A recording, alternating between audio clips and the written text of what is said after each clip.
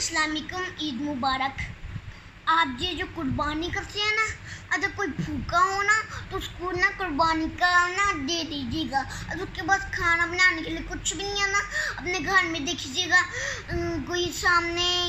भूखा हो ना तो ना उसको फिर ना अपने जो गोश्त ले लूँगा पका के रखता हो ना, जिसका भी गोश्त पकाया हो आपने, आप पहले उसका खाना पहले गोश्त बना कर ना उस आदमी को दें जो भूखा है, उसके पास बैठे हैं, उसके पूछें और साथ में फिर वो उसने खा लिया होगा प्लेट अपने घर लेके जाएं, सबको ये बताएं ताकि बहुत अच्छा काम करना, अपने माँ बाप को बताएं ताकि कोई घर में भूखा हो तो उनको पहले उसका पहले खाना दे के लेना है, फिर हमने खुद खाना खाना। ये अल्लाह पाक, ये हमारा फ़र्ज, अल्लाह पाक खुश होते हैं जो ऐसे कहते हैं ना ताकि भूखा रहने दो, तो अल्लाह पाक उससे नाराज़ होते हैं और अल्लाह पाक उसको जो चाहिए वो जो गिफ्ट मैंने आपको बताया था ना, ताकि वो गिफ्ट नहीं मिलेगा तो फिर आपको वो गिफ्ट जो आपने दुआ की थी वो आपको गिफ्ट नहीं मिलेगा।